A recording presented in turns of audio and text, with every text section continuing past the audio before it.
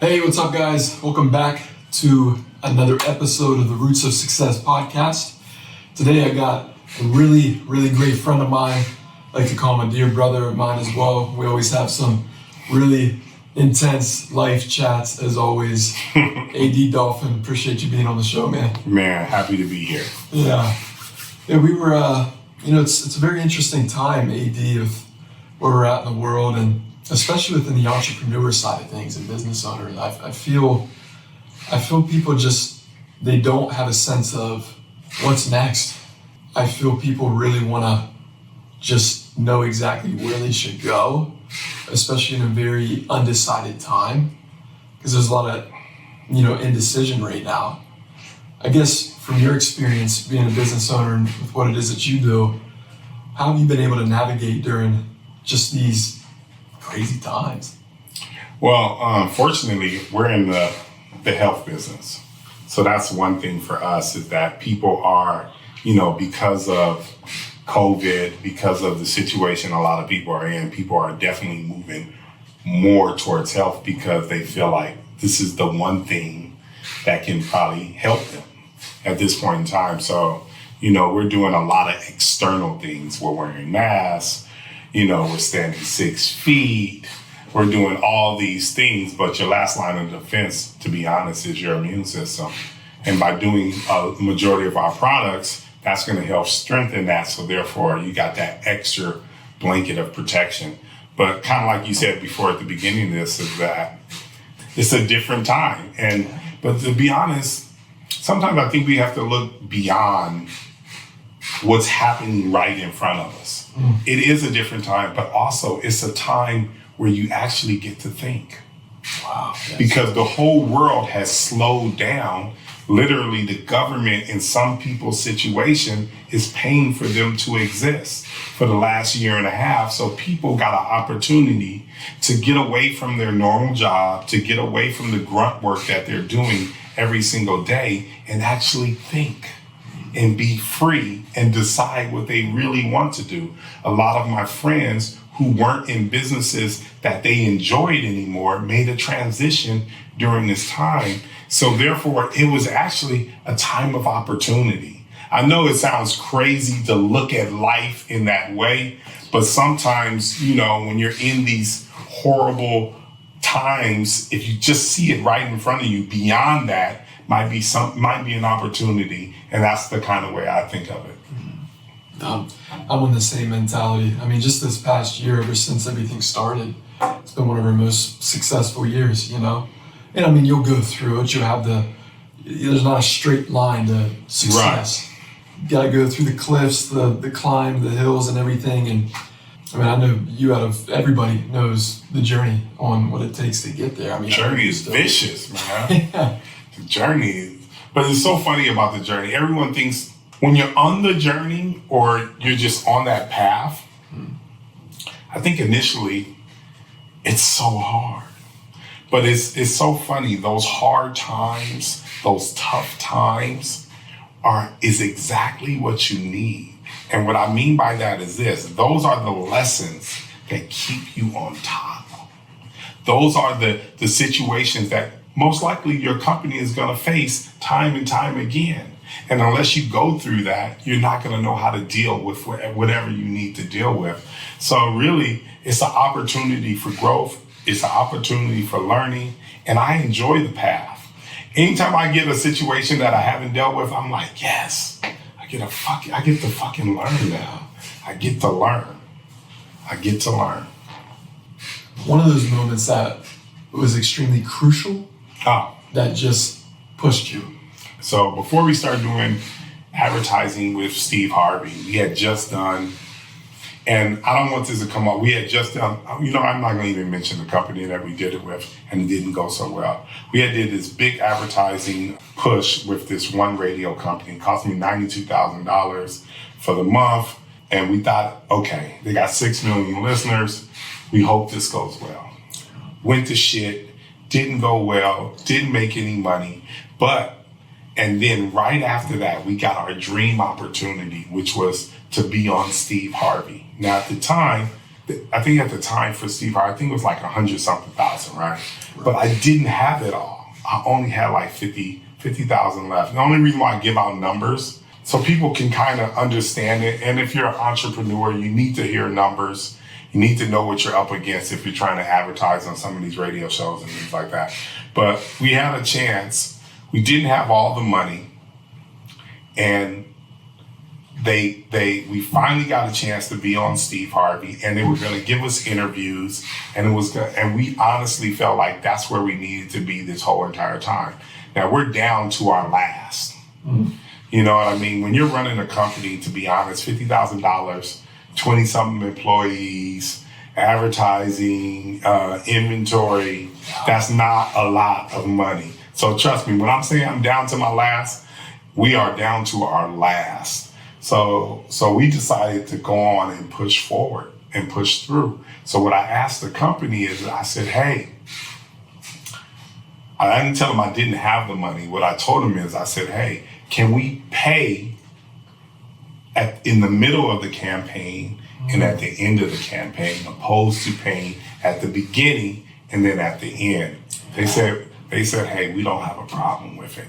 Now, the beautiful thing about that push through, and the reason why I kind of explain numbers, and I want people to understand that, is that when we did our first interview on Steve Harvey, because we do a unique campaign, so we don't do regular commercials. We do live reads, and we do a live read every day, and we do 2 interviews a month, beginning of the month and the middle of the month. And we do live reads every single day throughout the day. So when we did our first interview at the beginning of our campaign with Steve Harvey, where I didn't really have the money, we made $56,000 that day. Every day after that, we made $25,000. And then when we got to the middle to do our second interview, I think we made $46,000 to $48,000.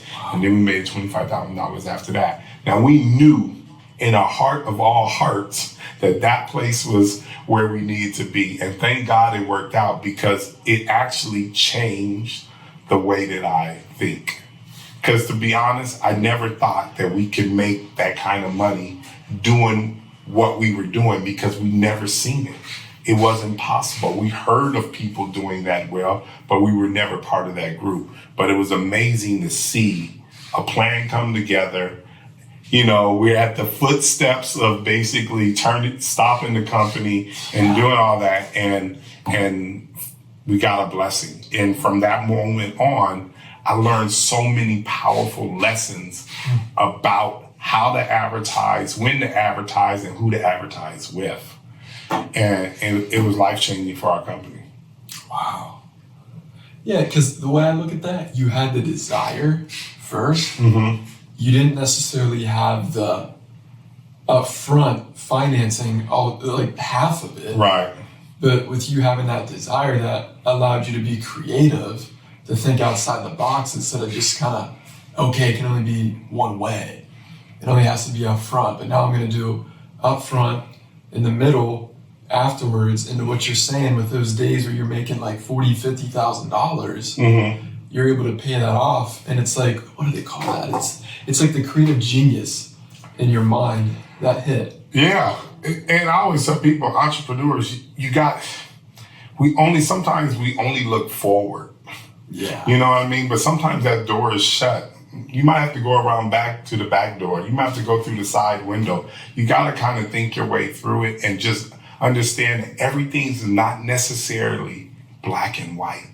Just because they tell you it's done this way, it doesn't mean it has to be done that way. So you got to ask questions. And fortunately enough, they believed in us enough to take the chance on us, and it worked out. Mm-hmm. And we've been advertising with Steve Harvey since 2012. Wow. So for 10 years now. 10 years old. Yeah. Some of the best 10 years of your life. Oh, yeah. Yeah. And then you got to remember, so then from there, we transitioned from there to TV. And we started with the Steve Harvey TV show, and they gave us opportunity there. So that was amazing 4.5 years that we were on this show doing weight loss transformations. We were on this show twice a month, every month. And that was life-changing for our business. And it's just because we asked the question, hey, can you do this? And They said, yes, we don't see a problem with it. And it changed our business. So you got to push the envelope. Yeah. What have you learned the most by being on television? Because I'm sure going on TV at first, it might be a little bit like, I don't know. Probably being on television, the thing I learned the most is that it actually goes back to radio. So this is why it actually goes back to radio. For me, there was a moment when we were doing the Steve Harvey show.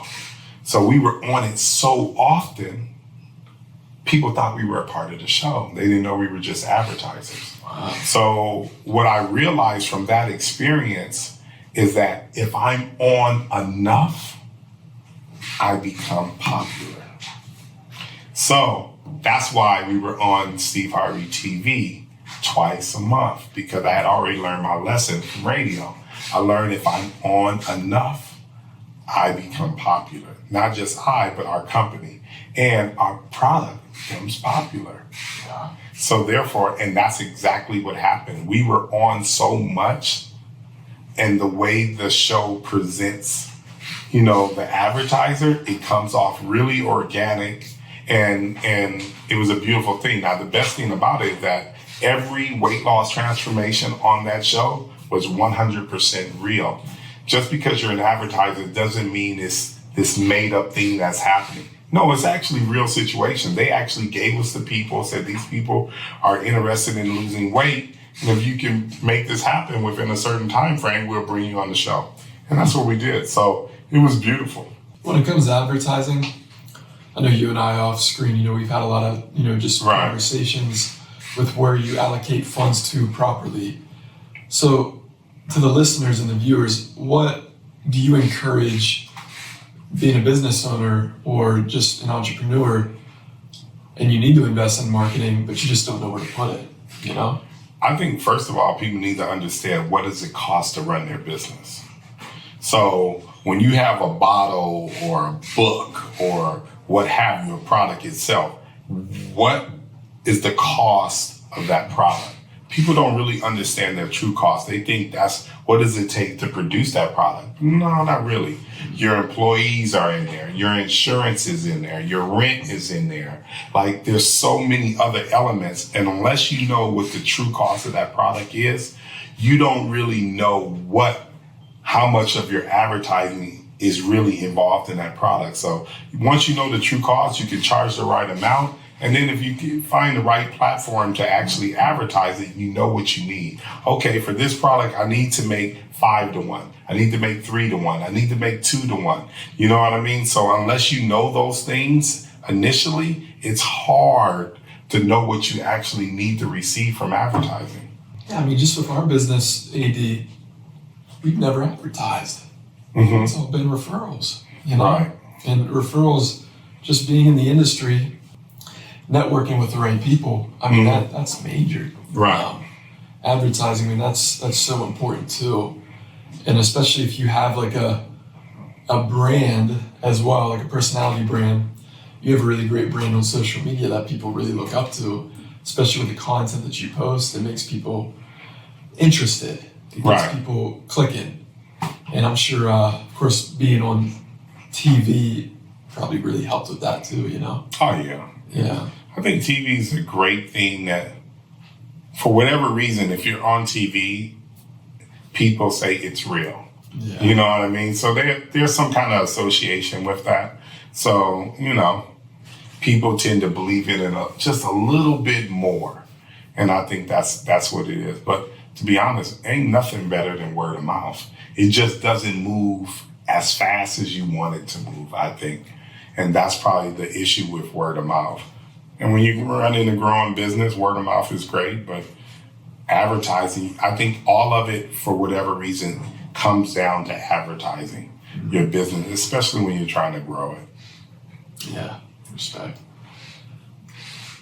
Let's talk about energy. Mm-hmm. When did you first, really start taking energy, vibration, just extremely serious? Because I feel as if it gets passed around a lot throughout, the industry about how, you gotta vibe high, or you gotta be thinking really just extremely abundantly.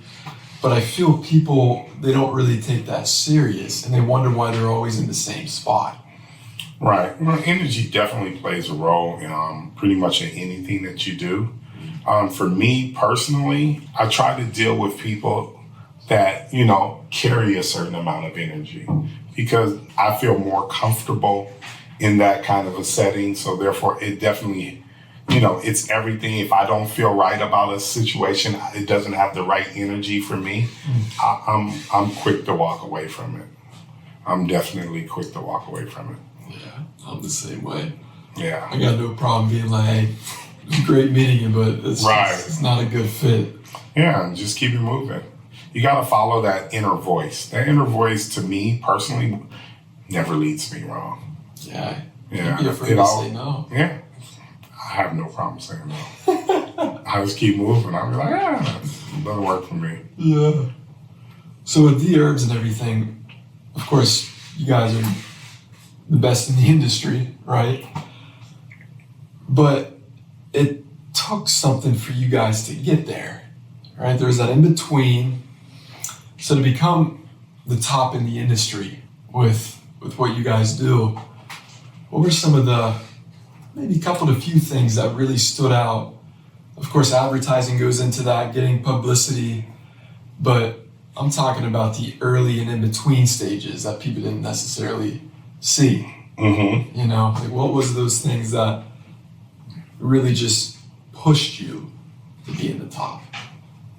Well, I think for any business, it boils down to the owners within the business. And are they willing to take an educated guess on opportunities that come their way? And if you keep doing the same thing, it's going to render the same results. Yeah. Like this go around, we're doing something with sports. So we're involved with Ice Cube's Big Three. So is it going to pay off? You don't really know. You know what I mean? What you do is you try to get the best elements of the deal that you feel like can do what it needs to do. But at some point in time, you're going to have to take a chance or an educated guess on, is it going to pay off? So right now, it's only doing okay. But it's a 4-month campaign for us. And within those 4 months, I'm definitely going to learn a lot. Just taking a chance on different opportunities, I think you have to be willing to do that. And the only reason why we're here today is not just the Steve Harvey thing, but even the thing that led us to Steve Harvey, which was my brother had came to me and said, hey, we got a radio opportunity here. And it cost, at the time, we weren't making very much money. It cost $12,000. Okay. And at that time, that was a lot of money for us. And I was just like, it ain't no way. I'm never doing that. Because I'm just thinking, all I can see what's in front of me. I can't see what's behind that. Mm-hmm. The success that it could bring. I don't know any of those things. I'm just like, no. So a week later, he comes back to me again. And he's like, yeah, they brought it down to 11.5. And I'm just like, fuck that, I'll never do it, And then my brother, and that's why it's always important to have people who don't necessarily think like you. They can see something that you can't. I couldn't see it. So he just kept coming at me, and I had told him, I was like, look, if they get below $10,000, I'll take a chance on it. So maybe like 3 weeks into it, my brother comes back and said they'd do it for $9,500, but they're not dropping it any lower. Do you know, I went on and said yes. And like I said, we did our same campaign, 2 interviews. This is actually where it developed. My brother thought of the whole marketing plan. 2 interviews, live reads every day. And we're going to run it for a month, $9,500. It's actually Warren Ballantyne's show right over there. So we did his show, and he had 1 million listeners at a time. It literally doubled our business overnight. Overnight. Just changed just like that. Doubled our business overnight. And then that's when we started we did Russ Parr, who's on the wall over there. We did Big Boy. Mm-hmm. And that person right there is Kathy Hughes, who owns Radio 1. And all those syndicated shows were on her station. And then that's when we got the notion that we needed to do bigger opportunities. So, and then that's what led us to Steve Harvey. But the thing that Steve taught us is this. And then that's when I had to really take notice. It's not just about how big the station is. It's how beloved the host is. Do people love the host? Do people trust the host? That was the key. In Warren Ballantyne's show, they actually really loved him. In Russ Parr's show, they really loved him. The show that didn't go well for us within that time period and that we were spending so much money on, they played a lot of rap music for one thing. So it was a different kind of audience. And it was so many members of the show, it just didn't go well. And these shows that we talked about prior to that, they're built around talk radio. It's more talk than music. So therefore, that was my key for my whole entire thing. Like, we don't do radio shows that's not built around talk first. We do talk radio shows, opposed to doing music radio shows that plays mostly music. We do mostly talk. And we realized is that if people are willing to listen to people for hours upon a time, they love that person. They love them. They believe them. They trust them. And it's so funny with that. And believe it or not, the hosts feel the same way about their listeners. The first thing Steve Harvey told me is like, look, if I bring you on my show, I don't want 6 months down the line, they saying this is a bad product, blah, blah, blah, blah, blah. He was really, really concerned about that. I don't want to introduce this to my 10 million listeners. And if I'm going to hear some funky stuff down the line, he was like, send it to me. I'm going to do it. If I have a good experience, then you can do your interviews and we can go on and go from there. And that's what he did for me. He gave me a chance. Dang. That shows a lot about a host too, that when you just want to... He could care less about the money. Right. Steve Harvey could care less about the money. Steve Harvey is more about integrity, being honest, and keeping your word. That's all he's about. He's about more of that. And that's one of the things that I really took from him is that, how to move around. And when you keep your word and you're doing everything that you say you're going to do, people just, they value you so much more. And you get more opportunities tend to come your way because us doing Steve Harvey actually opened the entire world up to us when they used to say no. Wow. Yeah, it's cool. You have these on the wall too, just reminders of the progress that, I like that. It's like you always remember that. Oh yeah, I know exactly how we got here. Yeah. Every step of the way. I remember every single one of these moments. These are all the life-changing events that occurred that took our business to the next level. Yeah, I feel like sometimes people forget. They get there, they get to where they want to be, but then they forget about really where they came from and they get involved in all these substances and they get mixed up with the wrong people. Yeah, but they're not gonna survive it. Right. What success does, it usually brings out who you really are inside. So some people get better, become better people. Some people become worse. Some people become worse. So, success, that's what you're gonna see. Eventually who that person is. Money, success, all those kind of things, you'll see exactly who they are, who they've always been. I mean, you figure someone like Steve and just these other well-known hosts, they got a reputation. To what you're saying with that integrity, being a man of your word, I feel like that's a major just characteristic, especially... Well, you don't last as long as Steve has been in the business without having those things. Yeah. Yeah, I remember he's probably the one person ever on TV that was on multiple different networks at the same time. Doesn't happen. Yeah, people realize that. He was on 3 different networks like CBS, NBC, Fox, all at the same time. He was everywhere. Wow. Everywhere. So he's the only person to ever do that. That also goes to show, you can't just hit one ultimate goal. You gotta have other things as well to keep it. But at the same time, you might not always know what you want. Yeah, I think the thing that makes Steve so special is he's open.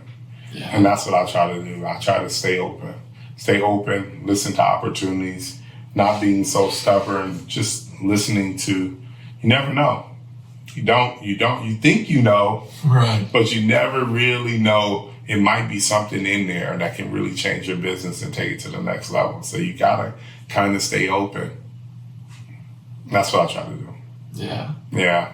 Because I know with D Herbs, with that being your main one, I mean, some of the other businesses that you're involved in, Yeah. from a young age, you're probably thinking about, I would never be in this one or this particular industry, but it's funny because it's the people that come into your life, they just kind of unfold opportunities. Absolutely. But I probably think you have to figure out one. And what I mean by that is that you have to figure out how you work. What are the tools that you need to be successful? So I figured out how I work. So I work best with my brother. Okay.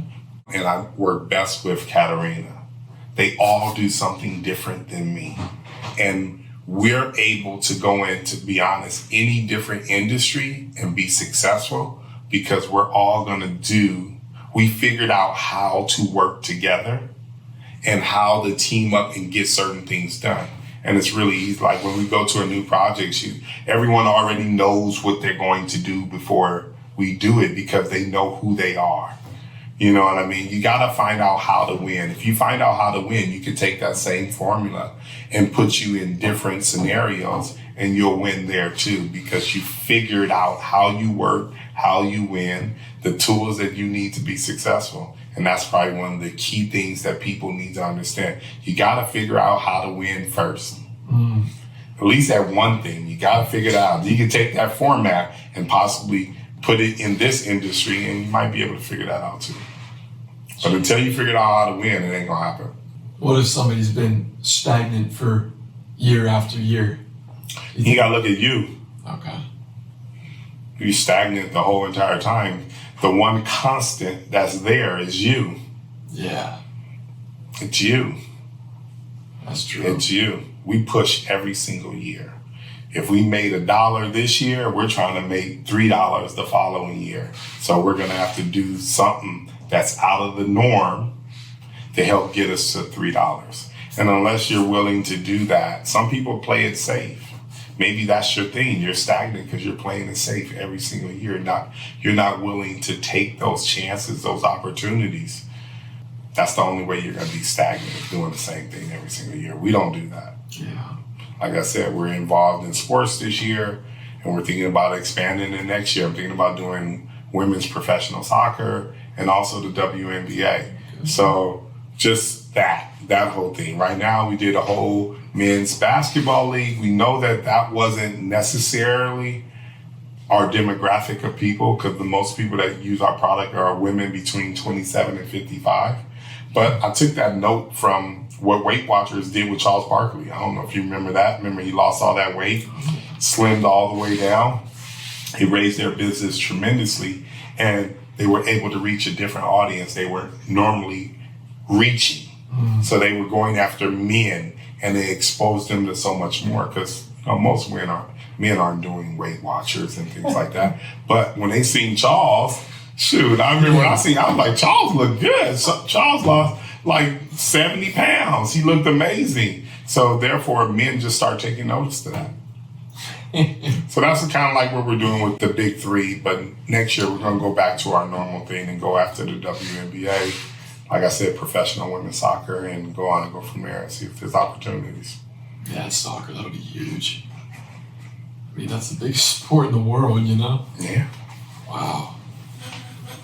Yeah, I think people also, they don't realize that they'll look at someone like UAD, they'll look at someone like Steve, some of these other really well-known, incredible hosts, and they just think, it's a one-man show. They don't think that there's a team behind it. Nobody gets there by themselves. Yeah.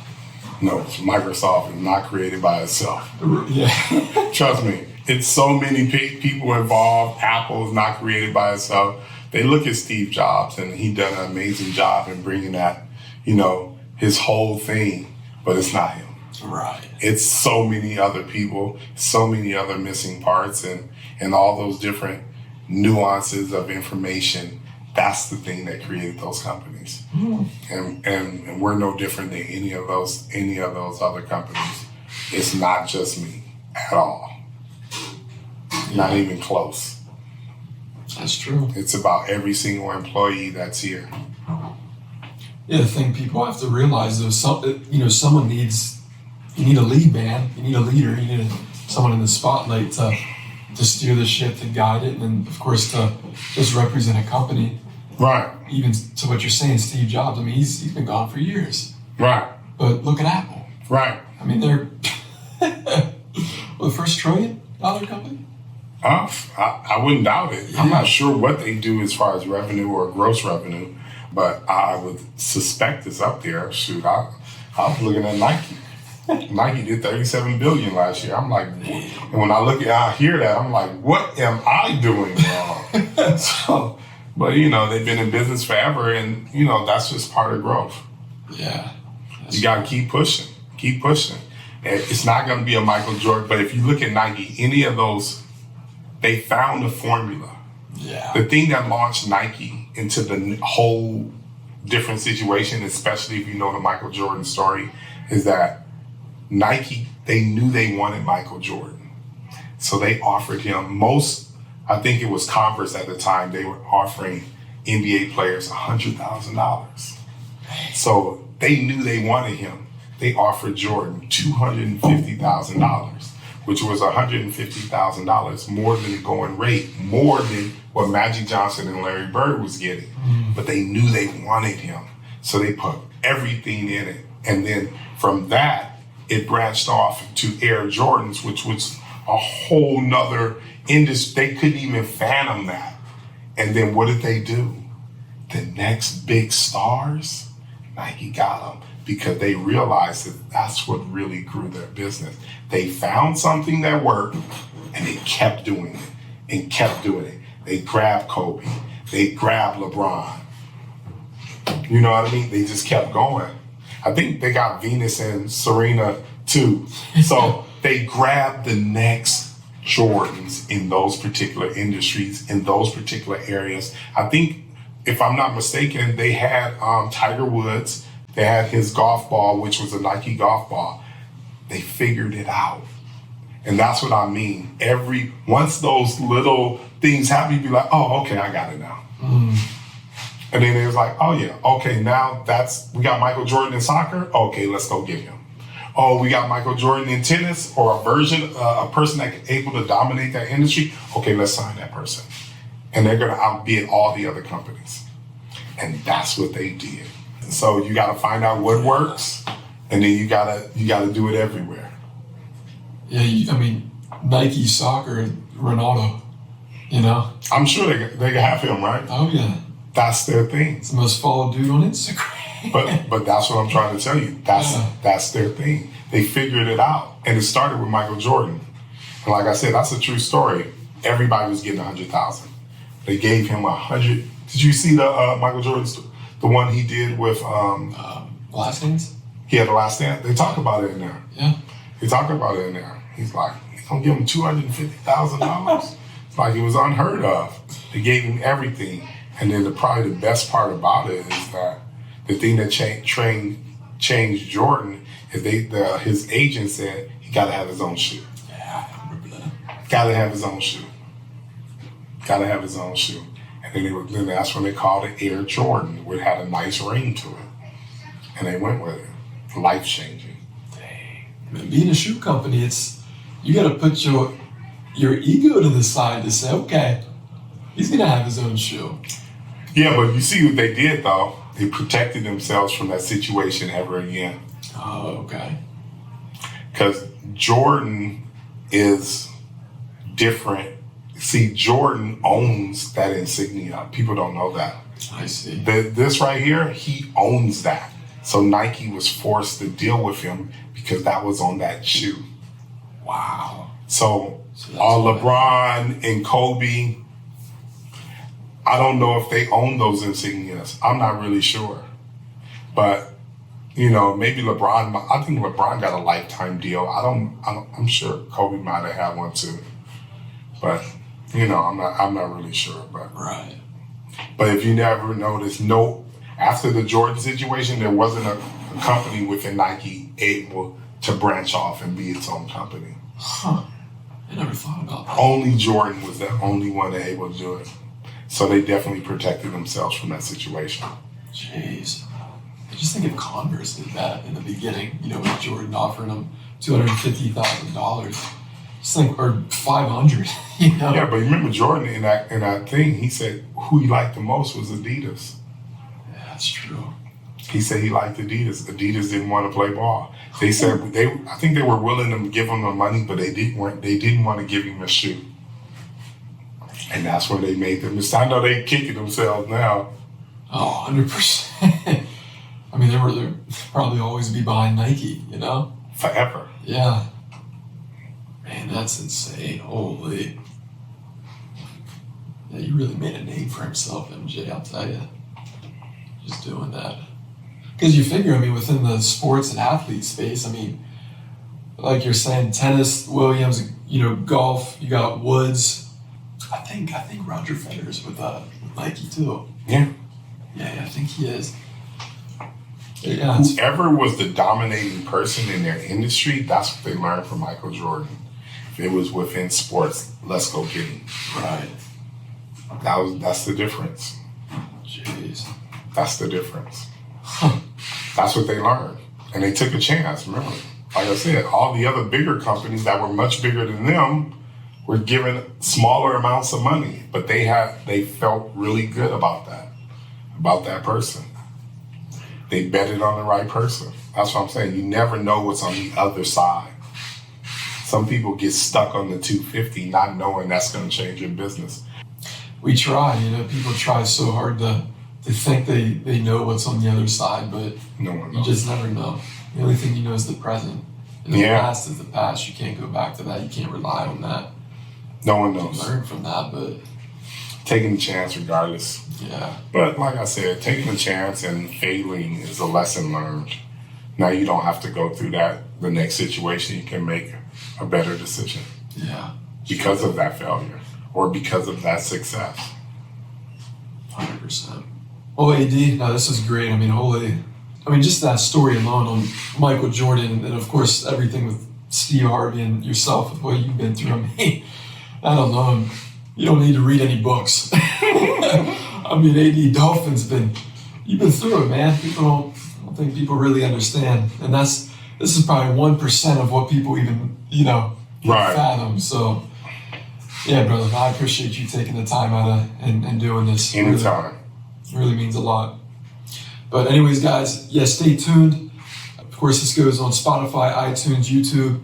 Always appreciate the feedback, the love. I'll attach AD's links, websites, social media that you guys can check out. Go show AD some love. Appreciate you guys.